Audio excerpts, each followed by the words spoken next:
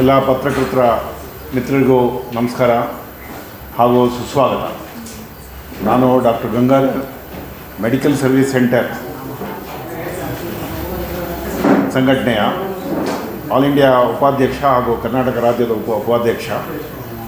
ಇವತ್ತಿನ ದಿನ ನಾವು ನಮ್ಮ ಮುಂದೆ ಬಂದಿರೋದು ಅಂದರೆ ಇವತ್ತೇನು ಪ್ರೆಸ್ ಮೀಟ್ ಮಾಡ್ತಾ ಇರೋದು ಉದ್ದೇಶ ಅಂತ ಹೇಳಿದರೆ, ಇದೇ ನವಂಬರ್ 4-5ನೇ ತಾರೀಕು ಬ್ಯಾಂಗ್ಳೂರು ಮೆಡಿಕಲ್ ಕಾಲೇಜಿನಲ್ಲಿ ನಮ್ಮ 7ನೇ ರಾಷ್ಟ್ರೀಯ ಸಮ್ಮೇಳನ ಮಾಡ್ತಾಯಿದ್ದೀವಿ ನಾವು. ಅದಕ್ಕೆ ಬೇರೆ ಬೇರೆ ರಾಜ್ಯಗಳಿಂದ ಪ್ರತಿನಿಧಿಗಳು ಭಾಗವಹಿಸ್ತಾರೆ. ಇದು 2 ಡೇ ಕಾನ್ಫರೆನ್ಸು. ಅದರ ಸಲುವಾಗಿ ಈ ಪ್ರೆಸ್ ಮೀಟ್ ಕರೆದಿರೋದು. ಇವತ್ತಿನ ಪ್ರೆಸ್ ಮೀಟಿಗೆ ನಮ್ಮ ಸಂಘಟನೆಯ ರಾಷ್ಟ್ರೀಯ ಉಪಾಧ್ಯಕ್ಷರಾದ ಡಾಕ್ಟರ್ ಸುಧಾ ಕಾಮತ್ ಅವರಿದ್ದಾರೆ. ಅವರು ರಾಜ್ಯ ಸಂಘಟನೆಯ ಮೆಡಿಕಲ್ ಸರ್ವಿಸ್ ಸೆಂಟರ್ನ ಅಧ್ಯಕ್ಷರು ಹೌದು. ಅವರು ಪ್ಲಾಸ್ಟಿಕ್ ಸರ್ಜನ್ನು. ಅದ್ರ ಜೊತೆಗೆ ನಮ್ಮ ಜೊತೆಗೆ ಡಾಕ್ಟರ್ ಅಂಶುಮನ್ ಮಿತ್ರ, ಇವರು ಸಂಘಟನಾ ಕಾರ್ಯದರ್ಶಿ, ಈ ಸಮ್ಮೇಳನದ ಸಂಘಟನಾ ಕಾರ್ಯದರ್ಶಿ ಅಖಿಲ ಭಾರತ ಮಟ್ಟದ್ದು. ಅವರು ನಮ್ಮ ಜೊತೆಗಿದ್ದಾರೆ.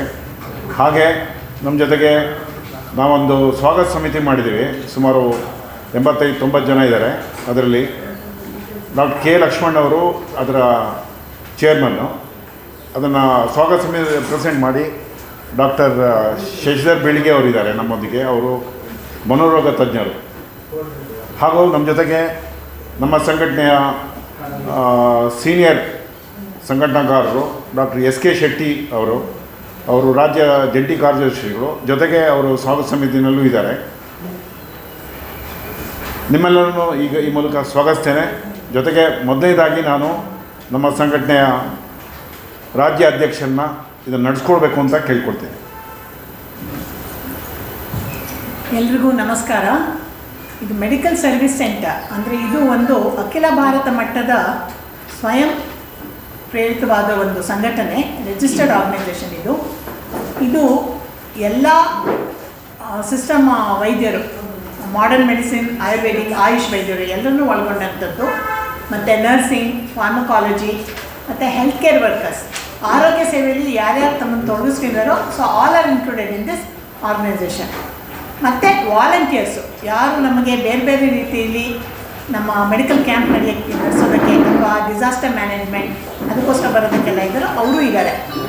ಇದು ನಮ್ಮ 7ನೇ ರಾಷ್ಟ್ರ ಮಟ್ಟದ ಸಮ್ಮೇಳನ. ನಾವು ಮೆಡಿಕಲ್ ಸರ್ವಿಸ್ ಸೆಂಟ್ರಲ್ಲಿ ನಮ್ಮ ಮುಖ್ಯ ಒಂದು ಧ್ಯೇಯೋದ್ದೇಶ ಅಂತಂದರೆ ವೈದ್ಯಕೀಯ ನೈತಿಕತೆಯನ್ನು ನಾವು ಎತ್ತಿ ಹಿಡಿತೀವಿ. ಅದಕ್ಕೋಸ್ಕರ ನಾವು ಕೆಲಸ ಮಾಡ್ತೀವಿ.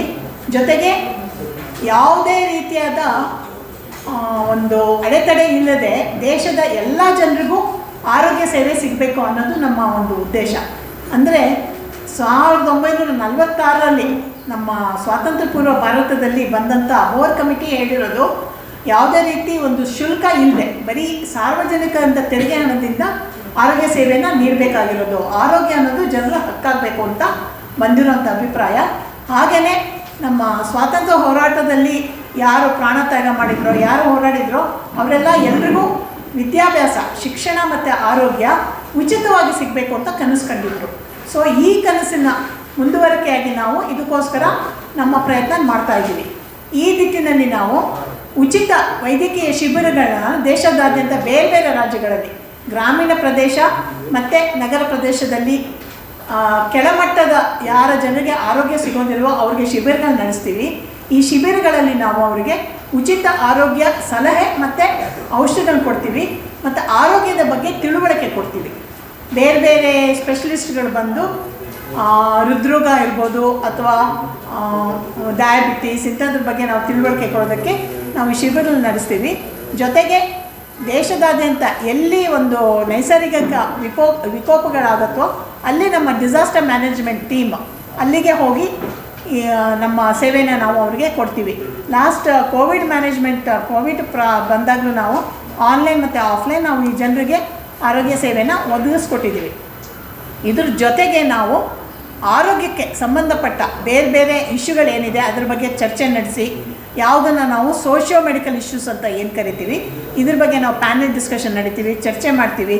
ಮತ್ತು medical college, pharmacy college, nursing ಕಾಲೇಜಲ್ಲೆಲ್ಲ ಹೋಗಿ ಆ ವೈದ್ಯಕೀಯ ವಿದ್ಯಾರ್ಥಿಗಳಿಗೆ ನಾವು ಪ್ರೇರಣೆ ಕೊಟ್ಟು ಇದೊಂದು ಉದಾತ್ತವಾದ ಸೇವೆ ಇರೋದಂಥದ್ರಿಂದ ನಿಮ್ಮನ್ನು ನೀವು ತೊಡಗಿಸ್ಕೋಬೇಕು, ಜನರಿಗೆ ನಮ್ಮ ಸೇವೆ ಲಭ್ಯ ಆಗಬೇಕು ಅಂತ ಅವ್ರನ್ನ ಪ್ರೇರೇಪಿಸಲಿಕ್ಕೆ ನಾವು ಕೆಲಸನ ಮಾಡ್ತಾಯಿದ್ದೀವಿ.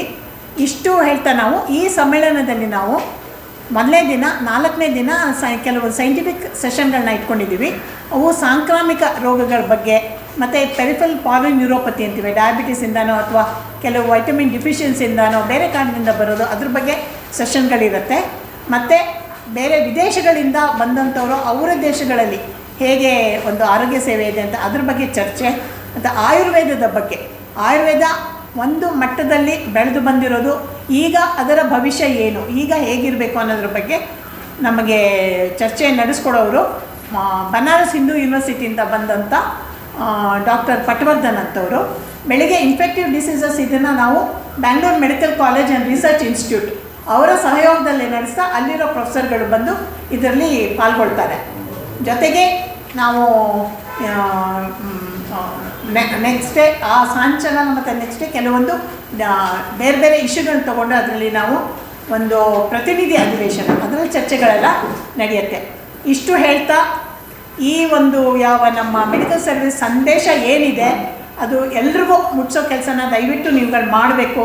ಅಲ್ಲಿ ಹೆಚ್ಚು ಜನ ಬಂದು ಈ ವಿಷಯನ ತಿಳ್ಕೊಂಡು ಈ ಆರೋಗ್ಯ ಸೇವೆ ಜನರಿಗೆ ಮುಟ್ಟೋದಕ್ಕೆ ಏನು ಮಾಡಬೇಕು ಅನ್ನೋದ್ರ ಬಗ್ಗೆ, ಮತ್ತು ಇಲ್ಲಿರೋ ಸಮಸ್ಯೆಗಳು, ಬೇರೆ ಬೇರೆ ಸಮಸ್ಯೆಗಳು, ಅದು ಸರ್ಕಾರಿ ಯಾವ ಸೇವೆ ಇದೆ ಅದು ಇನ್ನಷ್ಟು ಉತ್ತಮಗೊಳಿಸಿ ಜನ ಅದಕ್ಕೆ ಹೋಗುವಂಥದ್ದು. ಯಾಕಂದರೆ ಎಲ್ರಿಗೂ ಇವತ್ತು ಗೊತ್ತಿದೆ ಖಾಸಗಿ ಸೇವೆಯಲ್ಲಿ ಎಷ್ಟು ಕಷ್ಟ ಆಗುತ್ತೆ, ಜನರಿಗೆ ಅದು ತಲುಪೋದಕ್ಕಾಗೋದಿಲ್ಲ, ಎಸ್ಪೆಷಲಿ ಕಾರ್ಪೊರೇಷನ್ ಆದಮೇಲೆ.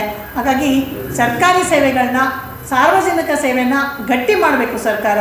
ಹಾಗಾಗಿ ಸರ್ಕಾರಕ್ಕೆ ಈ ರೀತಿ ಒಂದು ನಮ್ಮ ಮನವಿ ಹೋಗಿ ಸರ್ಕಾರ ಇದನ್ನು ಮಾಡುತ್ತೆ ಅನ್ನೋ ಭರವಸೆಯಿಂದ ನಾವು ಈ ಕಾರ್ಯಕ್ರಮಗಳನ್ನು ತಗೋತಾ ಇದ್ದೀವಿ. ಇಲ್ಲಿ ಇನ್ನಷ್ಟು ಜನ ಬಂದು ಇದರಲ್ಲಿ ಪಾಲ್ಗೊಂಡ್ರೆ ನಮ್ಮ ಒಂದು ಯಾವ ಉದ್ದೇಶ ಇದೆ ಅದು ಸಾರ್ಥಕ ಆಗುತ್ತೆ ಅಂತ ಅನ್ಕೋತಾ ನನ್ನ ಮಾತನ್ನು ಮುಗಿಸ್ತಾ ಇದ್ದೀನಿ. Thank you. ಆಲ್ ಇಂಡಿಯಾ ನಮ್ಮ ಸಂಘಟನೆಯ ಹಾಗೂ ಈ ಸಮ್ಮೇಳನದ ರಾಷ್ಟ್ರಮಟ್ಟದ ಸಂಘಟನಾ ಕಾರ್ಯದರ್ಶಿಯಾಗಿರುವಂಥ ಆರ್ಗನೈಸಿಂಗ್ ಸೆಕ್ರೆಟರಿ ಆದಂಥ ಡಾಕ್ಟರ್ ಅಂಶುಮನ್ ಮಿತ್ರ ಅವರು ಇದರ ಪ್ರಿಪರೇಷನ್ ಬಗ್ಗೆ ಥ್ರೂಔಟ್ ಇಂಡಿಯಾದಲ್ಲಿ ಬೇರೆ ಬೇರೆ ಕಡೆ ಯಾವ ರೀತಿ ಪ್ರಿಪೇರ್ ಆಗ್ತಾ ಇದ್ದೀವಿ ಕಾನ್ಫರೆನ್ಸಿಗೆ ಅಂತ ಹೇಳೋದ್ರ ಬಗ್ಗೆ ಬೆಳಕು ಚೆಲ್ಲಬೇಕು ಅಂತ ಕೇಳ್ಕೊತೀನಿ. Will speak in English. Well, welcome everyone. Sorry I am not able to speak in Kannada. I will make my points in English. Actually, you have heard about the uniqueness of this organization of this conference. People are accustomed to technical conference where technical issues are discussed, like newer developments in various specialties of medical science, newer techniques, newer instruments, new knowledge is coming in. On these are discussed. But how does that knowledge reach to the people? We in Medical Service Center, as a socio-medical voluntary organization, we raise this issue that we have to discuss not only the developments, but how that development reaches to the people. Because unless it is accessible to the people, unless the newer modalities of treatment, unless newer knowledge, newer science, newer treatment is available to the people, just being there on paper doesn't benefit anyone.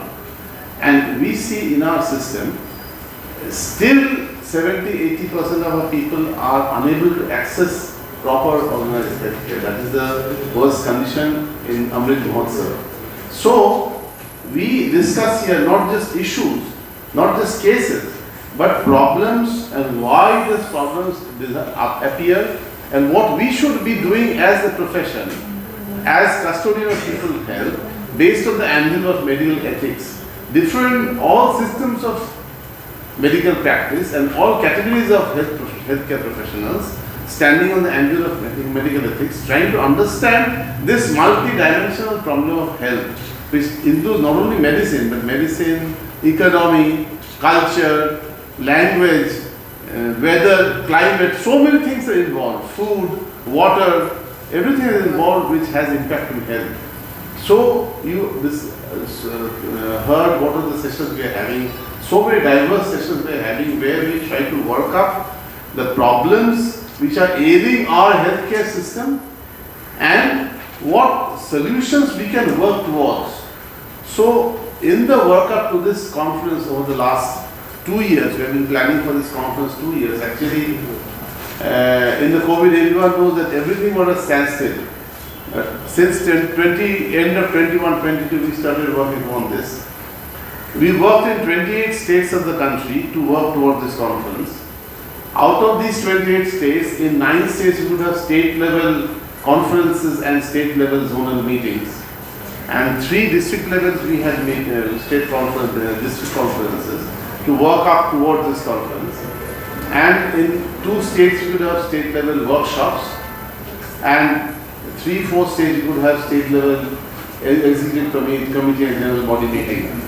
So with this we worked in the national plane in 28 states, and the crisis in health which is there in our country, in COVID it was exposed, the same crisis is there in different countries of the world.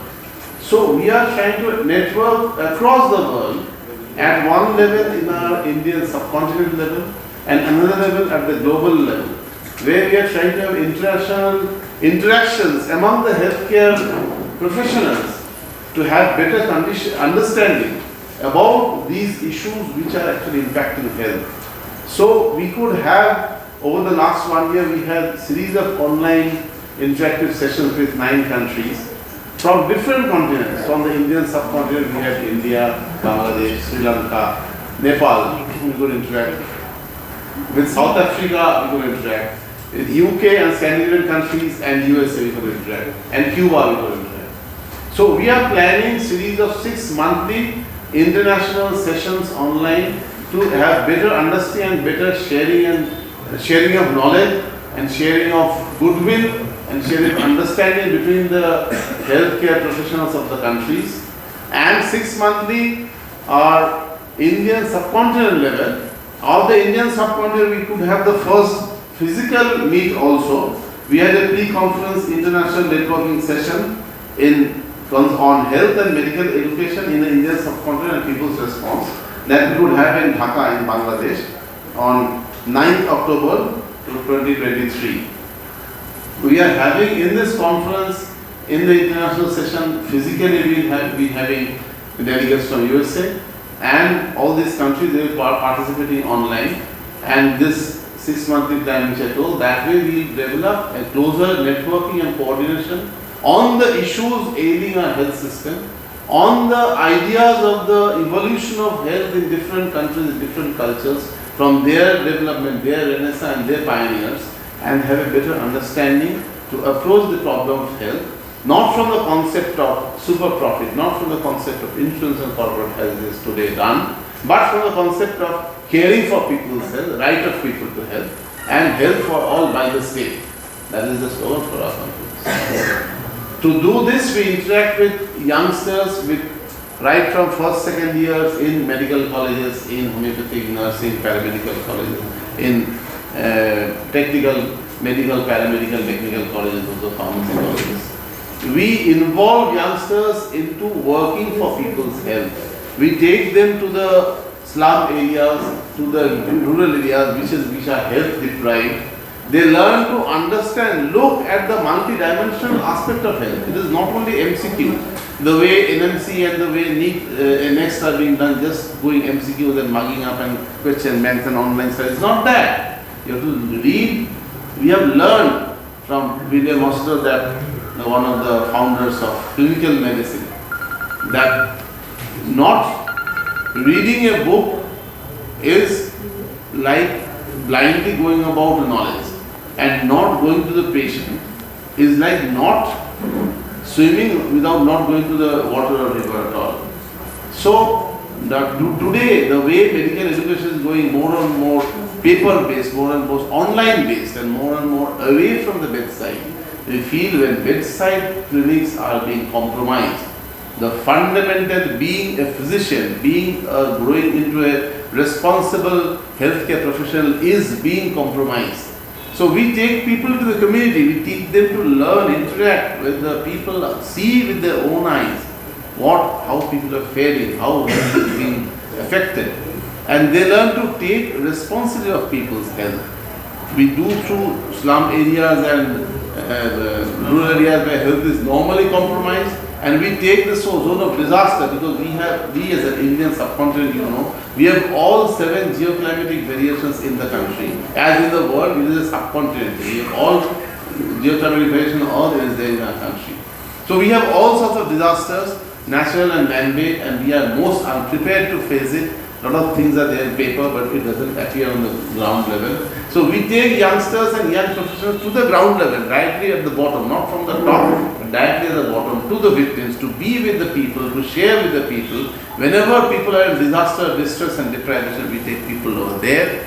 And they try to learn to look from the point of view of the patient, the point of the victim, empathize with the community. And thus, we approach a human approach with a mentally supportive, with psychological first aid, with social caring, and with sharing. The way that society develops, these elements we try to inculcate among the youngsters, among the would-be professionals and young professionals to become better human beings, better doctors, better nurses, better paramedics, better professionals of tomorrow. And through this conference, we will consolidate this move and spread out to these 28 states we are working upon. So we appeal to you and take this forward, this message. A lot of technical developments are there, but we need to reach those technical developments to the people to bridge this gap. This bridging the gap, people with health, looking at people for health. This is the way we are trying to do. Hello. I request Dr. Shashidhar Biligi to throw light on the conference, as he is one of the reception committee member, and also Dr. Sunil Shetty afterwards. ಎಲ್ಲ ಪತ್ರಕರ್ತರು ನಮಸ್ಕಾರ. Doctor Anshuman ಮಿತ್ರ ಅವರು ಈಗ ತಾನೇ ಹೇಳಿದಂಗೆ medical service centre main ಉದ್ದೇಶ ಆರೋಗ್ಯ ಅನ್ನೋದು ಎಲ್ಲರಿಗೂ ಗ್ರೌಂಡ್ ಲೆವೆಲಲ್ಲಿ ಬಡವರಿಗೆ, ಕಷ್ಟದಲ್ಲಿರೋರಿಗೆ, ಅವರಿಗೆ ಹೇಗೆ ರೀಚ್ ಆಗಬೇಕಂತ ಒಂದು ಉದ್ದೇಶ, ಒಳ್ಳೆಯ ಉದ್ದೇಶ ಇಟ್ಕೊಂಡು ಯಾರು ಉದಾರ ಮನಸ್ಸಿನಿಂದ ವಾಲಂಟ್ರಿ ಹೆಲ್ಪ್ ಮಾಡಲಿಕ್ಕೆ ಡಾಕ್ಟರ್ಸ್ ಇಟ್ಟಿಲ್ಲ ಅವ್ರನ್ನೆಲ್ಲ ಸೇರಿಕೊಂಡು ಮಾಡಿರೋ ಒಂದು ಆರ್ಗನೈಸೇಷನ್ ಇದು. ಸೊ ಇದು ಮೇನ್ಲಿ ಸ್ಟಾರ್ಟ್ ಆಗಿದ್ದು ಹೇಗೆ, ಈಗ ಈ ಭೂಕಂಪಗಳಾದಾಗ, ನೆರೆ ಬಂದಾಗ ಜನರಿಗೆ ಸಹಾಯ ಮಾಡಲಿಕ್ಕೆ ಗೌರ್ಮೆಂಟ್ ಡಾಕ್ಟರ್ಸ್ ಮಾತ್ರ ಹೋಗ್ತಾರೆ, ಪ್ರೈವೇಟ್ ಅವ್ರು ಯಾರು ಜಾಸ್ತಿ ಹೋಗೋದಿಲ್ಲ. ಹಾಗೆ ವಾಲಂಟಿಯರ್ಲಿ ಇಂಟ್ರೆಸ್ಟೆಡ್ ಇರೋ ಜನ ಸೇರಿಕೊಂಡು ಶುರು ಮಾಡ್ಕೊಂಡಿದ್ದು 1977. ಈಗ 91ರಲ್ಲಿ ಇನ್ನೊಂದು ಸಲ ಬೆಂಗಳೂರಲ್ಲಿ ಇದೇ ಒಂದು ಕಾನ್ಫರೆನ್ಸ್ ಆಗಿತ್ತು, ಈಗ 2ನೇ ಸಲ ಬೆಂಗಳೂರಲ್ಲಿ ಆಗ್ತದೆ, ಟೋಟಲಿ 7ನೇ ಸಲ ನ್ಯಾಷನಲ್ ಕಾನ್ಫರೆನ್ಸ್. ಸೊ ಈ ನಿಟ್ಟಿನಲ್ಲಿ ಕಳೆದ ಒಂದು ತಿಂಗಳಿಂದನೂ ಹಲವಾರು ಕಾರ್ಯಕ್ರಮಗಳು ಇವರು ಆಯೋಜಿಸ್ಕೊಂಡು ಬಂದಿದ್ದಾರೆ. ಬೀದರ್ ಮೆಡಿಕಲ್ ಕಾಲೇಜಲ್ಲಾಯಿತು, ಕೊಡಗಲ್ಲಾಯಿತು, ಬೆಂಗಳೂರಲ್ಲೂ ಕೆಲವು ಕಡೆ ಎಲ್ಲ ಪ್ರೋಗ್ರಾಮ್ಗಳು ಮಾಡಿಕೊಂಡು ಮೆಡಿಕಲ್ ಕಾಲೇಜಸಲ್ಲಿ, ನರ್ಸಿಂಗ್ ಕಾಲೇಜಸಲ್ಲಿ, ಆಯುರ್ವೇದಿಕ್ ಕಾಲೇಜಲ್ಲಿ ಹಲವಾರು ಪ್ರೋಗ್ರಾಮ್ನ ಮಾಡಿಕೊಂಡಿದ್ದಾರೆ. ಅದರಲ್ಲಿ ಒಳ್ಳೆಯ ಒಂದು ಫೀಡ್ಬ್ಯಾಕು ಸಿಕ್ಕಿದೆ. ಮೆನಿ ಸ್ಟೂಡೆಂಟ್ಸ್ ಆರ್ ಇಂಟ್ರೆಸ್ಟೆಡ್, ಇದಕ್ಕೆ ಜಾಯ್ನ್ ಆಗಿ ತಾವು ಒಂದು ಸಹಾಯ ಮಾಡಲಿಕ್ಕೆ, ಒಂದು ಪಾರ್ಟ್ ಆಫ್ ಮೆಡಿಕಲ್ ಸೆಂಟರ್ ಆಗಲಿಕ್ಕೆ ಇಚ್ಛೆ ತೋರಿಸಿದ್ದಾರೆ. ಸೊ ಇದು ಒಂದು ಒಳ್ಳೆಯ ಉದ್ದೇಶ. ನಿಮ್ಮಿಂದ ನಾವು ಅಪೇಕ್ಷೆ ಪಡೆದೇನೆಂದರೆ, ಈ ರೀತಿ ಒಂದು ಸೆಂಟರ್ ಇದೆ ಅಂತ ತುಂಬ ಜನಕ್ಕೆ ಇನ್ನೂ ಗೊತ್ತಿಲ್ಲ. ಆ ಸುದ್ದಿ ಮುಟ್ಟಿದರೆ ಇನ್ನು ತುಂಬ ಒಳ್ಳೆ ಮನಸ್ಸಿನ ಜನ, ವೈದ್ಯರಾಗ್ಬೋದು, ವೈದ್ಯರಲ್ಲೇ ಇರೋರು ಇರ್ಬೋದು, ಯಾವುದೋ ಒಂದು ರೀತಿಯಲ್ಲಿ ಒಂದು ಸಮಾಜಕ್ಕೆ ಒಳ್ಳೇದು ಮಾಡಬೇಕು ಅಂತ ಒಂದು ಉದ್ದೇಶ ಇರೋರು ಸೇರಿಕೊಂಡು ಇದಕ್ಕೊಂದು ಹೆಲ್ಪ್ ಮಾಡೋಕ್ಕೆ ಒಂದು ಒಳ್ಳೆಯ ನಿಟ್ಟ ಆಗ್ಬೋದು ಅಂತ ನನ್ನ ಅಭಿಪ್ರಾಯ. Thank you. ಎಲ್ಲ ಪತ್ರಕರ್ತರಿಗೂ ಅವರಿಗೆ ನಮಸ್ಕಾರ. ಯೋಗ ಇಬ್ಬರು ಹೇಳಿದ್ದಾರೆ, ನಾನು ಹೇಳಿದ್ರು ಹೊರಟಿದ್ದು ಒಂದೇ ಪಾಯಿಂಟ್. ಇವತ್ತಿನ ಆರೋಗ್ಯ ವ್ಯವಸ್ಥೆ ಹೇಗಾಗಿದೆ ಅಂದರೆ, ಯಾರ ಜೇಬಲ್ಲಿ ದುಡ್ಡಿದೆಯೋ ಅವನಿಗೆ ಮಾತ್ರ ಆರೋಗ್ಯ, ಯಾರ ಜೇಬಲ್ಲಿ ದುಡ್ಡಿಲ್ಲೋ ಅವನಿಗೆ ಆರೋಗ್ಯ. ಈ ಕಂಡೀಷನ್ ಬದಲಾಗಬೇಕು. ಪ್ರತಿಯೊಬ್ಬ ನಾಗರಿಕರಿಗೂ ಕೂಡ ಮಿನಿಮಮ್ ಹೆಲ್ತ್ ಫೆಸಿಲಿಟಿ ಸಿಗುವಂತಾಗಬೇಕು. ಜಸ್ಟ್ ಬಿಕಾಸ್ ಅವನಿಗೆ ಜೇಬಲ್ಲಿ ದುಡ್ಡಿಲ್ಲ ಅಂತ ಹೇಳ್ಬಿಟ್ಟು ಆ ಮನುಷ್ಯ ಸಾಯುತ್ತರ ಆಗ್ತಾನೆ. ಇವತ್ತಿನ ವ್ಯವಸ್ಥೆ ಈ ರೀತಿ ಇದೆ. ಈ ವ್ಯವಸ್ಥೆ ಬದಲಾಗಬೇಕು. ಎಲ್ರಿಗೂ ಎಲ್ಲ ರೀತಿಯ ಒಳ್ಳೆಯ ಆರೋಗ್ಯ ವ್ಯವಸ್ಥೆ ಸಿಗುವಂತಾಗಬೇಕು. ಇದು MSc ಮೆಡಿಕಲ್ ಸರ್ವಿಸ್ ಸೆಂಟರ್ ಕನಸು. ಈ ಕನಸಿನ ಎಡೆಗೆ ನಾವು ನಡೀತಾ ಇದ್ದೀವಿ. ಅದರ ಪೂರಕವಾಗಿ ಈ ಕಾನ್ಫರೆನ್ಸ್ ಕೂಡ ನಡೀತಾ ಇದೆ. ಇದಕ್ಕೆ ನಿಮ್ಮೆಲ್ಲರೂ ಕೂಡ ಸಹಕಾರ ಕೊಡಬೇಕು. ಈ ಒಂದು ಚಿಂತನೆಯನ್ನು ಎಲ್ಲ ಕಡೆಗೆ ಹಬ್ಬಿಸಬೇಕು ಅಂತ ಹೇಳ್ತಾ ನನ್ನ ಮಾತು ಮುಗಿಸ್ತೇನೆ. ಸಮ್ಮೇಳನದ ಬಗ್ಗೆ ಏನೋ ಪ್ರಶ್ನೆಗಳಿದ್ದರೆ ಕೇಳ್ಬೋದು. ಸರ್ ಈಗ ಇದು 7ನೇ ಸಾಮಾನ್ಯ ಅಲ್ವಾ? ನಿಮ್ಮ ಪ್ರಕಾರ ಎಲ್ರಿಗೂ ಹೋಗಿ ಇದು ಟ್ರೀಟ್ಮೆಂಟ್ ಸೇರಬೇಕು, ಬಡವರು ಇರ್ತಾರೆ, ಬಡವರು ಇರ್ತಾರೆ. ನೀವು ಏನು ಅರೇಂಜ್ಮೆಂಟ್ಸ್ ಮಾಡ್ಕೊಂಡಿದ್ದೀರಾ ಸರ್? ಈಗ ಫಾರ್ ಎಕ್ಸಾಂಪಲ್ ನಾಳೆನೇ ನಿಮ್ಮ ಆಫೀಸ್ಗೆ ಯಾರೋ ಬರ್ತಾರೆ, ನಮಗೆ ಪ್ರಾಬ್ಲಮ್ ಇದೆ, ನಮಗೆ ನೋಡಿ ನಮ್ಗೆ ಯಾರು ನೋಡೋರಿಲ್ಲ, ಹೆಲ್ಪ್ ಮಾಡಿ ಅಂತ, ನೀವು ಯಾವ ರೀತಿ ಅವ್ರಿಗೆ ಹೆಲ್ಪ್ ಮಾಡ್ತೀರಾ? ಸೊ ಒಂದು ವಿಷಯ ನಾನು ಹೇಳಕ್ಕೆ ಇಷ್ಟಪಡೋದು ಅಂದರೆ, ಈ ದೇಶದಲ್ಲಿ ಯಾವ ಒಂದು ಜವಾಬ್ದಾರಿಯುತ ಜನಪರ ಸರ್ಕಾರಗಳು ಇರಬೇಕೋ ಅದು ಶಿಕ್ಷಣ ಮತ್ತು ಆರೋಗ್ಯ ಅನ್ನೋದು ಅವ್ರ ಜವಾಬ್ದಾರಿ. ಅದು ವಾಲಂಟ್ರಿ ಆರ್ಗನೈಸೇಷನ್ ಆಗಿ ನಾವು ಇಡೀ ಎಲ್ಲ ಜನರಿಗೆ ನಾವು ತಲುಪೋಕ್ಕೆ ಸಾಧ್ಯ ಆಗೋದಿಲ್ಲ, ಒಂದು ಹೇಳಕ್ಕೆ ಇಷ್ಟಪಡೋದು. ಹಾಗಾಗಿ ಸರ್ಕಾರಕ್ಕೆ ನಾವು ಕೊಡಬೇಕು ಅಂತ ಒತ್ತಡ ಹಾಕೋದು ಒಂದು. ಜೊತೆಗೆ ಎಷ್ಟೋ ಸತಿ ಜನರಿಗೆ ಎಲ್ಲಿ ಹೋಗಬೇಕು, ಏನು ಮಾಡಬೇಕು, ಯಾರ ಹತ್ರ ಹೋಗಬೇಕು ಅಂತ ಗೊತ್ತಾಗೋದಿಲ್ಲ. ಆ ಗೈಡೆನ್ಸನ್ನು ನಾವು ಕೊಡ್ತೀವಿ. ಜೊತೆಗೆ ಫ್ರೀ ಮೆಡಿಕಲ್ ಕ್ಯಾಂಪ್ ಮಾಡಿದಾಗ ಅಲ್ಲಿ ಜನ ಬರ್ತಾರೆ. ಬಟ್ ಪ್ರತಿಯೊಬ್ಬರಿಗೂ ನಾವು ನಮ್ಮ ಆಫೀಸಲ್ಲಿ ನೀವು ಬಂದು ಟ್ರೀಟ್ಮೆಂಟ್ಗೆ ಅಂತ ತೊಗೊಳೋದಕ್ಕೆ ಅದು ಸಾಧ್ಯ ಆಗೋದಿಲ್ಲ. ಬಟ್ ಸರ್ಕಾರ ಆ ಜವಾಬ್ದಾರಿ ತೊಗೋಬೇಕು ಅನ್ನೋದು ನಮ್ಮ ಉದ್ದೇಶ. ಆ ಮೂಲಕ ಜನರಿಗೆ, ಯಾಕೆಂದರೆ ಸರ್ಕಾರ ನಡೆಯೋದೇ ಜನರ ತೆರಿಗೆ ಹಣದಿಂದ. ಸೊ ಆ ಹಣ ಜನರಿಗೆ ತಲುಪಬೇಕು ಅಂತಂದರೆ ಈ ಕೆಲಸ ಮಾಡಬೇಕು ಅಂತ ನಮ್ಮ ಒಂದು ಉದ್ದೇಶ ಇರೋದು. ಅಂದರೆ ನಿಮ್ಮ ಕಡೆಯಿಂದ ಅವೇರ್ನೆಸ್ ಮೂಡಿಸ್ತೀರಾ? ಹೌದು, ಅವೇರ್ನೆಸ್ ಮೂಡಿಸ್ತೀವಿ. ಮತ್ತೆ ನಿಮ್ಮಲ್ಲಿ ಬಂದವರಿಗೆ ನೀವು ಡೈರೆಕ್ಷನ್ ಕೊಡೋಂಥದ್ದು. ಇವಾಗ ಎಲ್ಲ ಡಾಕ್ಟರ್ಸ್ ನಿಮ್ಮ ಆರ್ಗನೈಸೇಷನ್ ಇರ್ತಾರೆ. ಈ ಬೆಂಗಳೂರಲ್ಲಿ ನೋಡಿ, ಈಗ ಜಯದೇವ ಹಿಸ್ಟ್ರಿನೇ ಇದೆ, ಎಲ್ಲ ಡಾಕ್ಟರ್ಸ್ ಇದರಲ್ಲೇ ಇದ್ದಾರೆ. ಸೊ ಇಂಥವ್ರಿಗೆ ಡೈರೆಕ್ಷನ್ ಕೊಡ್ತೇವೆ ಸರ್, ದಯವಿಟ್ಟು ಹೆಲ್ಪ್ ಮಾಡಿ ಅಂತದ್ದು.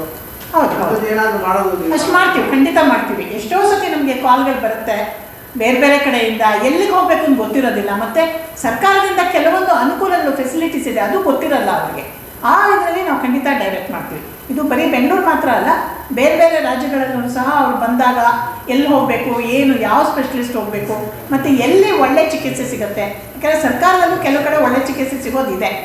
ಸೊ ಅಲ್ಲಿಗೆ ನಾವು ಡೈರೆಕ್ಟ್ ಮಾಡಿ, ನೀವು ಹೇಳಿದಾಗಲೇ ಜಯದೇವದಲ್ಲಿ ಒಳ್ಳೆ ಚಿಕಿತ್ಸೆ ಸಿಗುತ್ತೆ, ಎಲ್ಲೋ ಪ್ರೈವೇಟಲ್ಲಿ ಹೋಗಿದ್ದಕ್ಕಿಂತ ಇಲ್ಲಿ ಸಿಗುತ್ತೆ. ಮತ್ತು ನಮಗೆ ಕೆಲವು ಡಾಕ್ಟ್ರ್ ಪರಿಚಯಗಳು ಇರ್ತಾರೆ. ಸೊ ಅವ್ರಿಗೆ ಹೇಳಿ, ನೋಡಿ ಈ ಥರ ಪೇಷಂಟ್ಗಳು ಕಳಿಸ್ತೀವಿ ಅಂದರೆ ಅವರು ಅದಕ್ಕೆ ಕೇರ್ ಕೊಡ್ತಾರೆ. ಸೊ ಈ ಕೆಲಸನೂ ನಾವು ಮಾಡ್ತೀವಿ. ಸರ್ ಎಷ್ಟು ಸೆಷನ್ ಇದೆ?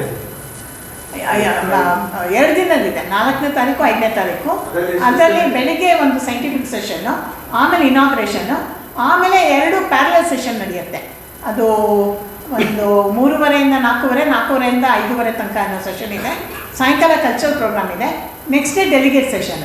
ಆ ಡೆಲಿಗೇಟ್ ಸೆಷನಲ್ಲಿ ಬೇರೆ ಬೇರೆ ಡಾಕ್ಟರ್ಸ್ದು, ಬೇರೆ ಬೇರೆ ಸಿಸ್ಟಮ್ ಡಾಕ್ಟರ್ಸ್ಗಳು, ನರ್ಸಸ್ಸು, ಅವ್ರಿಗೇನು ಸಮಸ್ಯೆ ಇದೆ, ಮತ್ತು ಅವ್ರದ್ದು ಆರ್ಗನೈಸೇಷನ್ ಗಟ್ಟಿ ಮಾಡೋಕ್ಕೆ ಅವ್ರು ಏನು ಒಂದು ಕಾನ್ಸೆಪ್ಟ್ ಇದೆ ಅದನ್ನು ತೊಗೊಂಡು ನಾವು ಚರ್ಚೆ ಮಾಡ್ತೀವಿ, ಅವರ ಅಭಿಪ್ರಾಯಗಳು ತೊಗೊಂಡು. ಕರ್ನಾಟಕ ಎಷ್ಟು ಡೆಲಿಗೇಟ್ ಬರ್ತಾರೆ? ಡೆಲಿಗೇಟ್ ಹೊರಗಡೆಯಿಂದ ಅರೌಂಡ್ 450 ಬರ್ತಾರೆ. ಕರ್ನಾಟಕದಿಂದ ಮೇ ಬಿ ಅರೌಂಡ್ 200. ಪಬ್ಲಿಕ್ ಕೆಲವು ನಮ್ಮ ವಾಲಂಟಿಯರ್ಸ್ ಅನ್ನೋರಿಗೆ ಫಸ್ಟೇ ಓಪನ್ ಸೆಷನ್ ಅಂತ ಹೇಳ್ತೀವಿ ಸೈಂಟಿಫಿಕ್ ಸೆಷನ್ಗೆ. ಸೆಕೆಂಡ್ ಇಟ್ಸ್ ಮೆಂಬರ್ಸ್ಗೆ ಇರೋವಂಥದ್ದು, ಅದು ಸೆಕೆಂಡ್ ಡೆಲಿಗೇಟ್ ಸೆಷನ್.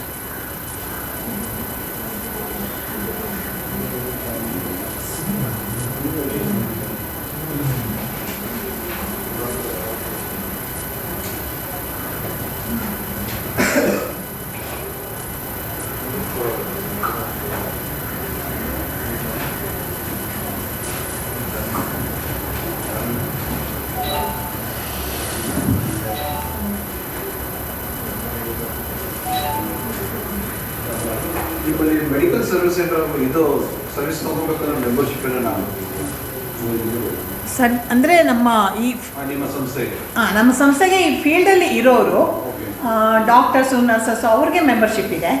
ಮಿಕ್ಕಿದ್ದು ಕೆಲವು ಸತಿ ವಾಲಂಟಿಯರ್ ಆಗಿರೋರನ್ನ ನಾವು ಆ ಥರ ಪರ್ಟಿಕ್ಯುಲರ್ ಮೆಂಬರ್ಸನ್ನು ಮಾಡಲ್ಲ. ನಮ್ಮ ಎಲ್ಲಿ ನಾವು ಈ ಕ್ಯಾಂಪ್ ಮಾಡ್ತೀವಿ ಅಲ್ಲಿ ಅವ್ರನ್ನ ರಿಕ್ವೆಸ್ಟ್ ಮಾಡ್ಕೊಂಡು ಕೆಲವು ಆ ಜಾಗದ ಸರ್ವೆ ಮಾಡೋದಕ್ಕೋ, ಅಥವಾ ಅಲ್ಲಿ ಸುಮಾರು ನಮ್ಮ ಮೆಡಿಕಲ್ ಸ್ಟೂಡೆಂಟ್ಸ್ ಎಲ್ಲ ಬರ್ತಾರೆ ಕ್ಯಾಂಪ್ಗಳಿಗೆ, ಅವ್ರಿಗೆ ಆ ಏರಿಯಾ ಕರ್ಕೊಂಡು ಹೋಗೋದಕ್ಕೂ ಎಲ್ಲ ನಮ್ಮ ವಾಲಂಟಿಯರ್ಸ್ ಹೆಲ್ಪ್ ಮಾಡ್ತಾರೆ. ಅಲ್ಲಿರೋ ಆ ಏರಿಯಾದಿಂದ ಬಂದಿರೋಂಥ ವಾಲಂಟಿಯರ್ಸ್ ಇರ್ತಾರೆ. ಅಲ್ಲಿ ಅವ್ರ ಮನೆ ಕರ್ಕೊಂಡು ಹೋಗಿ ಅಲ್ಲಿರೋ ಪರಿಸ್ಥಿತಿ ನೋಡಿ ಅವ್ರಿಗೆ ಅದ್ರ ಬಗ್ಗೆ ಒಂದು ಹೆಲ್ತ್ ಅವೇರ್ನೆಸ್ ಕೊಡೋದಕ್ಕೆ, ಅಥವಾ ಅಲ್ಲಿ ಕೆಲವು ಸತಿ ಸರ್ವೆ ಮಾಡಿದಾಗ ಕೆಲವೊಂದು ಕಾಯಿಲೆಗಳಿರೋದು ಗೊತ್ತಾಗುತ್ತೆ, ಆಗ ಅವ್ರು ಗೈಡ್ ಮಾಡೋದಕ್ಕೆ ಆಗ ನಮ್ಮ ವಾಲಂಟಿಯರ್ಸ್ ಹೆಲ್ಪ್ ಮಾಡ್ತಾರೆ. ಬಿಟ್ಟರೆ ಇದು ಮೆಂಬರ್ಶಿಪ್ ಇರೋದು ಈ ಫೀಲ್ಡಿಗೆ ಸಂಬಂಧಪಟ್ಟವ್ರು ಮಾತ್ರ.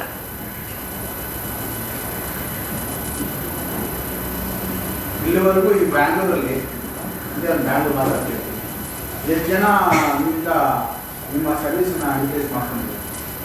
ನಿಮ್ಮ ಹತ್ರ ಡೇಟಾ ಇರುತ್ತೆ? ಇಲ್ಲ, ನಾವು ಆ ಥರ ಡೇಟಾ ಅಂತ ಇಟ್ಕೊಂಡಿಲ್ಲ. ಎಷ್ಟು ಜನ ಸರ್ವಿಸ್ ತೊಗೊಂಡಿರ್ತಾರೆ. ಯೂಶ್ವಲಿ ಫೋನ್ಗಳಲ್ಲಿ ಬರ್ತಾರೆ ಅಥವಾ ಕೆಲವು ಸತಿ ನಮ್ಮ ಆಫೀಸ್ ಬಂದು ತೊಗೊಂಡು ಹೋಗ್ತಾರೆ. ನಾವು ಆ ಥರ ಮೇಡಮ್, ಈಗ ಈ ಸರ್ವಿಸ್ನ ತಗೊಳ್ಳೋದಕ್ಕೆ ಮುಂಚೆ ನಿಮ್ಮನ್ನ ರೀಚ್ ಆಗಬೇಕು ಜನ ಫಸ್ಟ್. ಅದು ಮುಖ್ಯ. ನೀವು ಇರೋದು ಗೊತ್ತಾದ್ರೇ ಅದು. ಕರೆಕ್ಟ್ ಕರೆಕ್ಟ್ ಇಲ್ಲಾಂದ್ರೆ ಎಲ್ಲ ವೇಸ್ಟ್. ಕರೆಕ್ಟ್. ಅದಕ್ಕೇನು ವ್ಯವಸ್ಥೆ ಮಾಡಿದ್ದೀರಾ?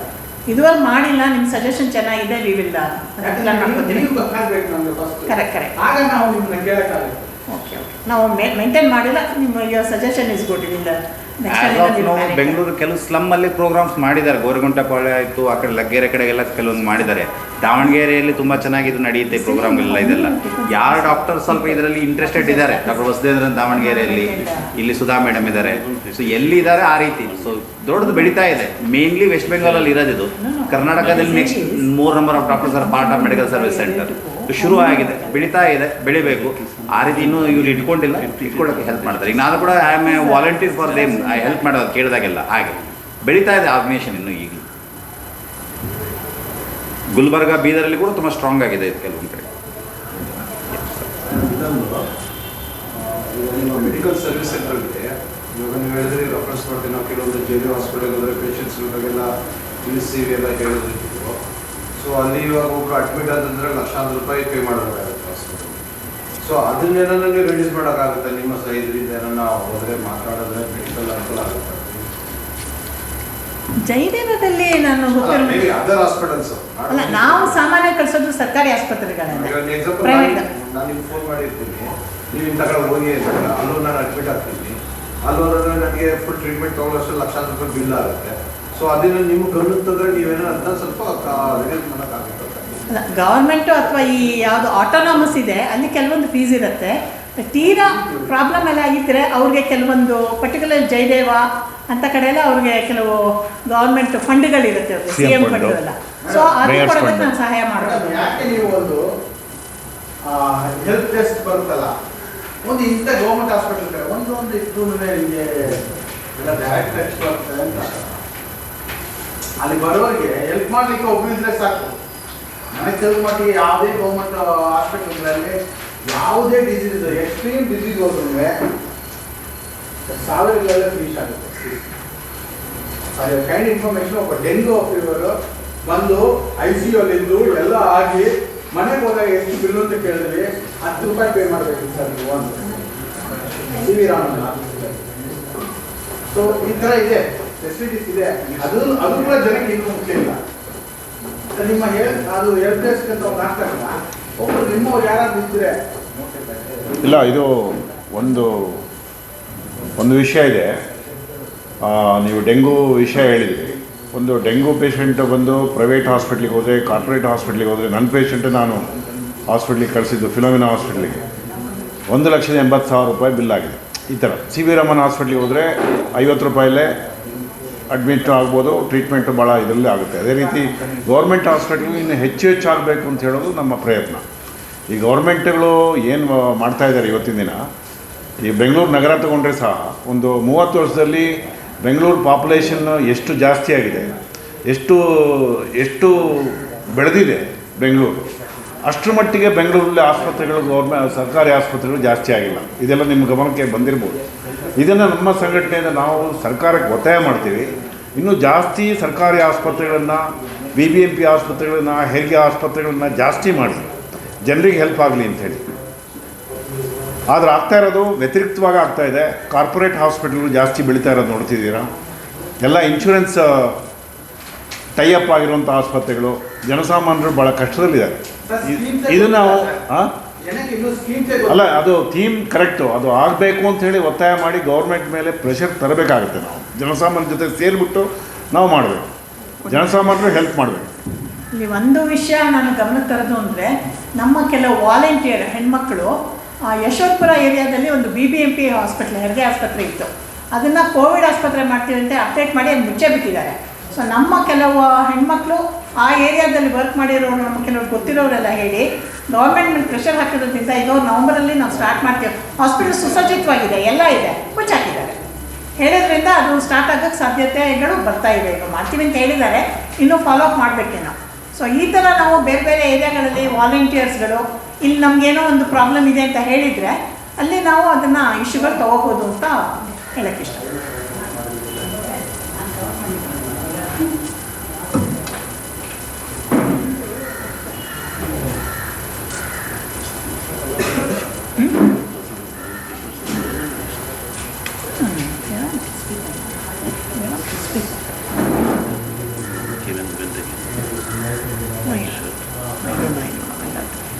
ನಿಮ್ಮ ಪ್ರಶ್ನೆ ಇದ್ರೆ ಕೇಳಿ, ಇಲ್ಲದ್ರೆ ಕ್ಲೋಸ್ ಮಾಡೋಣ. ಯಾರಾದ್ರೂ ಇದಕ್ಕೆ ಸಂಬಂಧಪಟ್ಟ ಪ್ರಶ್ನೆಗಳಿದ್ರೆ ಕೇಳ್ಬೋದು, ಇಲ್ಲದ್ರೆ ಮುಕ್ತಾಯಗೊಳಿಸ್ತೀನಿ. ಹಾಂ, ಸೊ ಎಲ್ಲರೂ 4ನೇ ತಾರೀಕು ನಮ್ಮ ಇದು ಸಮ್ಮೇಳನಕ್ಕೆ ಬರಬೇಕು ಅಂತ ನಿಮಗೆ ಹಾರ್ದಿಕವಾಗಿ ಸ್ವಾಗತ ಕೊಡ್ತಾ ಇದ್ದೀನಿ. ಹಾಗೆ ನಮ್ಮ ಇಶ್ಯೂಗಳನ್ನ ನೀವು ಜಾಸ್ತಿ ಜನ ತಲುಪಕ್ಕೆ ಸಾಧ್ಯ ಆದರೆ ನಮ್ಮ ಸಂಘಟನೆ ಇನ್ನೂ ಗಟ್ಟಿಯಾಗಿ ಈ ದೇಶದ ಆರೋಗ್ಯ ಸೇವೆ ಇನ್ನೂ ಇಂಪ್ರೂವ್ ಮಾಡ್ಬೋದು ಅಂತ ನಮ್ಮ ಅನಿಸಿಕೆನ ನಿಮ್ಮ ಜೊತೆ